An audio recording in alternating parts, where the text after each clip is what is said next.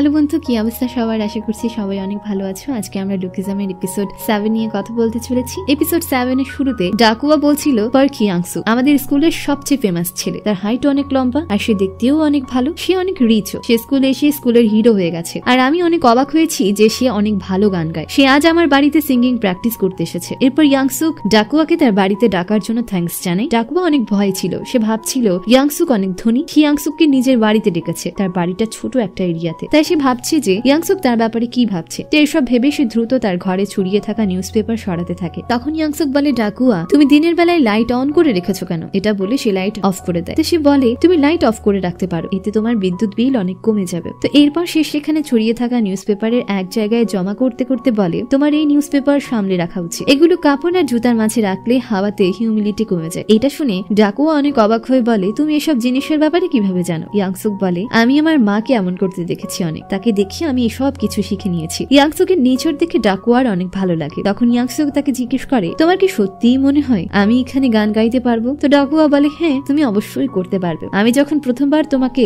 গান গাইতে শুনেছিলাম তখন আমি তোমার আওয়াজ শুনে অনেক অবাক হয়েছিলাম, আর আমার পুরো বিশ্বাস আছে যে তুমি তোমার গানের মাধ্যমে পুরো স্কুলকে অবাক করে দেবে। আর আমার র্যাপিং এ অনেক ভালো, তাই যদি আমরা এখানে একসাথে প্র্যাকটিস করি তাহলে আমাদের বিজয় বা আমাদের সাকসেস কেউ আটকাতে পারবে না। এরপর ডাকুয়া ইয়াংসুকে তার ওই গানের ব্যাকগ্রাউন্ড মিউজিকটা শোনাই যেটা ইয়াংসুক স্কুলে গাইছিল। এরপর সে ইয়াংসুককে জিজ্ঞেস করে সে এই গান কোথায় পেয়েছে। যদি ইয়াংসুকের ব্যাপারে তাকে বলে দেয় তাহলে সে এই গানকে আরো ডেভেলপ করতে পারবে। তো ইয়াংসুক বলে যে সে জানে না, তার মনে নেই যে সে এই গান কোথায় শুনেছে। তো সে বলে, যখন আমার মন খারাপ হয় তখন আমি এই গান গাইতে থাকি, আর সময়ের সাথে সাথে এই গান নিজে নিজেই তৈরি হয়ে গেছে। এরপর ইয়াংসুক ওই মেলোডি পুরোটা শুনে, তখন সে দেখতে পায় সামনে এগোলে মেলোডি চেঞ্জ হয়ে যায়। এর ব্যাপারে সে ডাকুয়াকে জিজ্ঞেস করে। তো ডাকুয়া তাকে বলে ইয়াংসুকের গাওয়া গান অনেক ছোট ছিল, এজন্য সে এই গানে কিছু চেঞ্জেস করেছে। তো এটা শুনি ইয়াংসুক অনেক বেশি সারপ্রাইজড হয়ে বলে, তুমি কি কম্পোজও করো? এরপর ইয়াংসুক পুরো মেলোডি শুনে অনেক বেশি ইমপ্রেসড হয়ে যায়, কারণ ডাকুয়া সেটাকে আরো অনেক সুন্দর করেছে। তো ডাকুয়া বলে, এ তো কিছুই না, একবার যদি আমরা আমাদের গান কমপ্লিট করতে পারি তাহলে পরে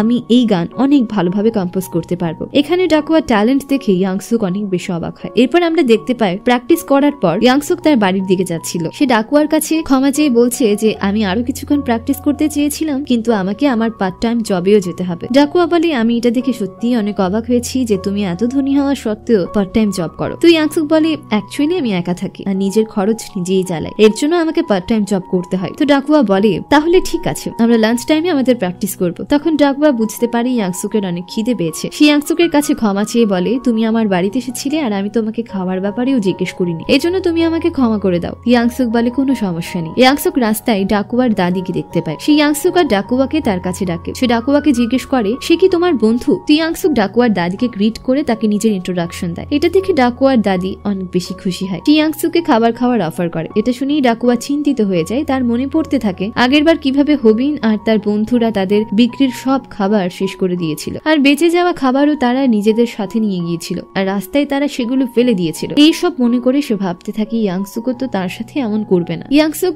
দাদিকে থ্যাঙ্কস জানিয়ে বলে সে কেবলই খাবার খেয়ে এসেছে, তাই এখন তার কোনো কিছুই খেতে পারবে না। তো এরপর সে ডাকুয়াকে বাই জানিয়ে সেখান থেকে চলে যায়। এটা দেখে ডাকুয়া অনেক অবাক হয়ে যায়, তার দাদিও অনেক খুশি হয়। এরপর আমরা দেখতে পাই হবিন ওই মিউজিক কোম্পানিতে বসে আছে। মিউজিক কোম্পানির মালিক হবিনকে স্কুল ফেস্টিভ্যালে গাওয়ার জন্য এক ফেমাস কম্পোজারকে দিয়ে তাদের জন্য গান বানায়। তো এটা দেখে হবিন অনেক খুশি হয়। তখন কোম্পানির মালিক বলে, যদি তোমার স্কুল ফেস্টিভ্যালে সবার তোমার পছন্দ হয় গান, তাহলে এই গানই তোমার ফার্স্ট ডেবিউট সং হবে। এটা শুনে হবিন অনেক খুশি হয়, কারণ যদি সে ওই মিউজিক কম্পিটিশনে জিতে যায় তাহলে মিউজিক কোম্পানির মালিক তার প্রথম গান রিলিজ করবে, তারপর সে অনেক ফেমাস হয়ে যাবে। অন্যদিকে স্কুলে লাঞ্চ টাইমে ডাকুয়া ইয়াংসুকে নিজের লেখা গান দেখায়। তার লেখা ওই গান ইয়াংসুকের অনেক ভালো লাগে। এরপর তারা দুজন সেখানে তাদের প্র্যাকটিস শুরু করে। তাদের দুজনকে একসাথে গাইতে দেখে সেখানে বসে থাকা জিহো অনেক অবাক হয়ে বলে, তোমরা দুজন সত্যিই চমৎকার। সেখানে ডাকুয়াও অনেক খুশি ছিল। সে বলে, স্টার্টিং এ আমি ভেবেছিলাম তুমি এই গানের সাথে কানেক্ট করতে পারবে না, কারণ আমরা দুজন একে অপরের থেকে একদম আলাদা, কিন্তু তুমি এখানে সত্যি আমাকে অবাক করে দিয়েছো। এরপর ডাকুয়া ইয়াংসুককে বলে তাকে মাত্র 2 সপ্তাহের মধ্যে এই গান ভালোভাবে শিখতে হবে, কারণ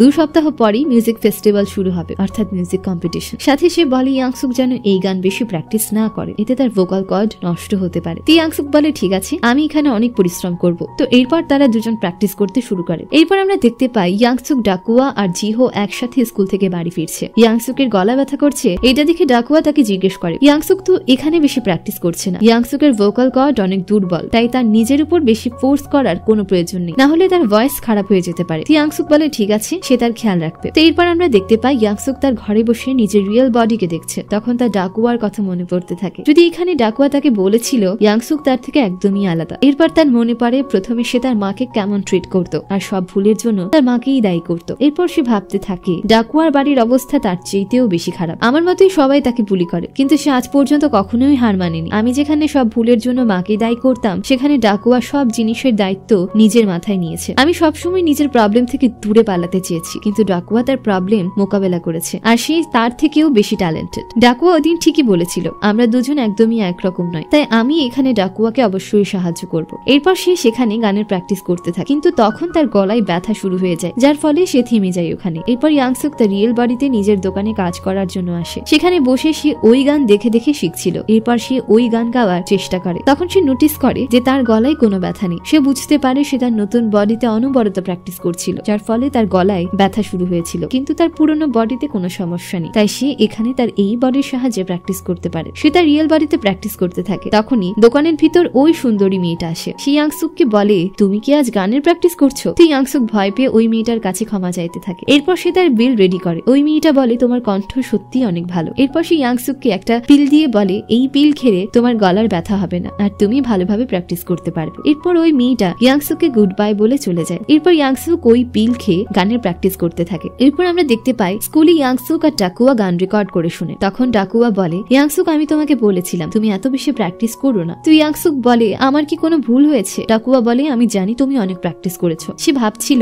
আমি এই বডিতে প্র্যাকটিস করছি না, আমিও আমার নতুন বডিতে প্র্যাকটিস করছি। তো ডাকুয়া বলে ইয়াংসুক তুমি সত্যি অনেক জিনিয়াস, দুদিনের মধ্যে তুমি এই গান পুরোপুরি শিখে গেছো, আর এখানে তুমি মেলোডির সাথেও নিজের কণ্ঠ ম্যাচ করাতে পারছো। এটা সত্যিই অবাক করা বিষয়। সেখানে বসে জিহো তাদের দুজনকে দেখে অনেক অবাক হয়ে দেখছিল। স্কুল শেষে ইয়াংসুক তার বাড়ির দিকে চলে যায়। ডাকুয়া আর জিহো এক জায়গায় দাঁড়িয়ে নিজেদের মধ্যে কথা বলছিল। ইয়াংসুক সত্যিই জিনিয়াস, সে সব কাজে একদম পারফেক্ট। তখন সেখানে হুবিন তার ফ্রেন্ডদের সাথে আসে আর ডাকুয়াকে জিজ্ঞেস করে আমি জানতে পেরেছি তুমি ইয়াংসুকের সাথে মিউজিক কম্পিটিশনে পার্টিসিপেট করতে যাচ্ছ। ডাকুয়া বলে তো কি হয়েছে? এটা শুনে হুবিন রেগে গিয়ে বলে তোর সাহস অনেক বেড়ে গেছে। এরপর সে জিহো আর ডাকুয়াকে ধরে নিয়ে একটা গলিতে যায় আর ডাকুয়াকে অনেক মারে। এরপর সে জিহোকে বলে তুইও ডাকুয়াকে মার, না হলে আমি তোকে মারবো। এটা শুনে জিহো অনেক ভয় পেয়ে যায় আর ডাকুয়াকে মারার জন্য নিজের হাত উঠায়, কিন্তু সে ডাকুয়াকে মারতে চাইছিল না। তখনই হুবিনের কাছে ওই মিউজিক কোম্পানির মালিকের কল আসে, যার ফলে সে তার বন্ধুদের নিয়ে সেখান থেকে চলে যায় আর তাদেরকে বলে সে কাল তাদেরকে দেখে নেবে। তো তাদের চলে যাওয়ার পর জিহো ডাকুয়ার কাছে ক্ষমা চায়। ডাকুয়া বলে তুমি আমার কাছে ক্ষমা কেন চাইছো? তাদের বলার পরও তুমি আমাকে মারোনি। জিহো বলে আমি অনেক বড় লুজার। এরপর আমরা দেখতে পাই ইয়াংসুক তার রিয়েল বডিতে নিজের দোকান সাফ করছে। তখন দোকানের ভেতর জিহো আর ডাকুয়া আসে। এরপর ডাকুয়া নিজের ইন্ট্রোডাকশন দিয়ে বলে জিহো এখানে তোমার সাথে কিছু কথা বলতে চায়, কিন্তু সে এখানে একা আসতে সাহস পাচ্ছিল না, এজন্য আমি তার সাথে এসেছি। তো ইয়াংসুক ভাবছিল হ্যাঁ আমি তো ভুলে গিয়েছিলাম আমি এই বডিতে প্রথমবার ডাকুয়ার সাথে দেখা করছি। এরপর সে তাদের দুজনের সাথে কথা বলার জন্য দোকানের বাইরে এক জায়গায় আসে। জিহো বলে আমি এই জায়গায় একা আসার সাহস পাচ্ছিলাম না, এজন্য আমি ডাকুয়াকে নিজের সাথে নিয়ে এসেছি। তোমার কি মনে আছে কিছু ছেলে আমাকে তোমার দোকান থেকে চার্জার চুরি করার জন্য পাঠিয়েছিল? এরপর তারা আমাকে মারার হুমকি দিয়ে তোমাকে আমার হাতে মারও খাইয়েছিল। সত্যি বলতে তারা আমাকে ছোটবেলা থেকেই বুলি করে আসছে, এজন্য না চাইতেও সেদিন আমার তোমাকে মারতে হয়েছিল। তুই ইয়াংসুক বলে তুমি এ ব্যাপারে চিন্তা করো না, আমার একটু খারাপ লাগেনি, তোমার কোন উপায় ছিল না। তো জিহো বলে আমি স্কুলে এজন্যই এসেছিলাম কারণ আমার ফ্যাশনে অনেক বেশি ইন্টারেস্ট ছিল, আমি কখনো ভাবতে পারিনি এই স্কুলেও এমন লোক থাকবে। ডাকুয়া বলে তুমি একদম ঠিক বলেছো, আমিও একজন র্যাপার হতে চেয়েছিলাম, এজন্য আমি এখানে ভোকাল ক্লাসে জয়েন করেছি। তখন ইয়াংসুক বলে আমরা তিনজন একরকম, আগের স্কুলে সবাই আমাকে বুলি করতো। এরপর তারা তিনজন একে অপরের সাথে সেখানে কথা বলতে থাকে আর একে অপরকে বলতে থাকে তাদের আজ পর্যন্ত বুলিরা কিভাবে বুলি করেছে। এরপর ইয়াংসুক তাদের দুজনকে তার বুলি হওয়ার কাহিনী শোনায়, যা শুনে জিহো আর ডাকুয়ার অবস্থাও খারাপ হয়ে যায়। তখন জিহো বলে সেদিন থেকে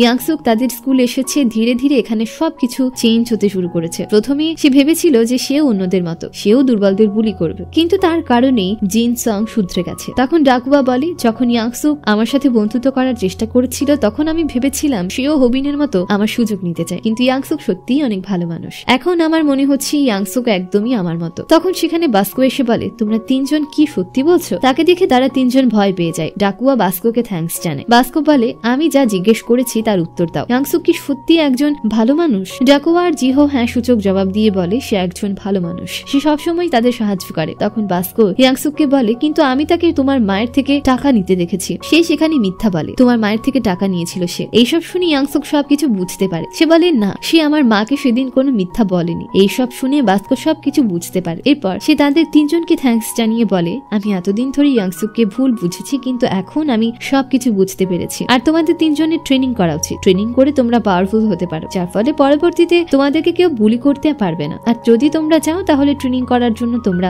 আমার কাছে আসতে পারো। তো এটা বলে সে সেখান থেকে চলে যায়। এরপর আমরা দেখতে পাই পরের দিন স্কুলে ডাকুয়া তার গানের পুরো মেলোডি বানিয়ে নিয়ে এসেছে, আর ইয়াংসুক ওই মেলোডির সাথে ওই গান গায়, যা দেখে ডাকুয়া আর জিহো অনেক অবাক হয়। এরপর ডাকুয়া আর জিহো ইয়াংসুকের প্রশংসা করে বলতে থাকে যে সে সত্যি অনেক জিনিয়াস। সে 10 দিনের মধ্যে এই গানটা এত সুন্দরভাবে আয়ত্ত করে নিয়েছে। সেখানে দাঁড়িয়ে ইয়াংসুক ভাবছে, আগামী 10 দিন ধরে আমি আর আমার দুই বডিতে অনবরত প্র্যাকটিস করছি, এজন্যই আমি এত ভালোভাবে এই গান আয়ত্ত করতে পেরেছি। ডাকুয়ার তার র্যাপ লিখে রেডি করেছে, সে অনেক বেশি হ্যাপি। অন্যদিকে হবিন আর জং কিও তাদের গানের প্র্যাকটিস করছিল। তাদের মিউজিক কোম্পানির মালিক তাদের গান শুনে অনেক বেশি খুশি হয়ে যায় আর বলছিল তাদের এই গান অবশ্যই হিট হবে। এরপর তাদের কাছে আর কোনো কিছুর অভাব হবে না। এরপর জং কি হবিনকে জিজ্ঞেস করে তাদের পারফরমেন্স কখন। হবিন তাকে বলে তারা সেকেন্ড লাস্ট পারফর্ম করবে। এটা শুনে জং কি বলে সে লাস্টে পারফর্ম করতে চায়, যাতে সবাই তাদের গান অনেক মনোযোগ দিয়ে শোনে। হবিন বলে এতে কিছু যায় আসে না, আমাদের গান এখানে বেস্ট, তাই আমাদের বিজয় কেউ আটকাতে পারবে না। আর ডাকুয়া আর ইয়াংসুক লাস্টে পারফর্ম করতে যাচ্ছে। আমি জানি সেখানে কি ঘটতে চলেছে। ডাকুয়া ইয়াংসুকের লুকের সুযোগ নিয়ে এই কম্পিটিশনে জিততে চাইছে, কিন্তু তাদের পারফরমেন্সের পর তারা অনেক অপমানিত হবে। তারপর ইয়াংসুককে আমি ছাড়বো না। তো এরকম তারা কথা বলছিল তাদের মাঝে। ডাকুয়া তাদের গানের প্র্যাকটিসে লেগেছিল। তারপর এখানেই এই এপিসোডটা শেষ হয়ে যায়। তো আশা করছি তোমাদের কাছে এপিসোড 7 ভালো লেগেছে। ভালো থেকো, সুস্থ থেকো, দেখা হচ্ছে পরের ভিডিওতে। টাটা।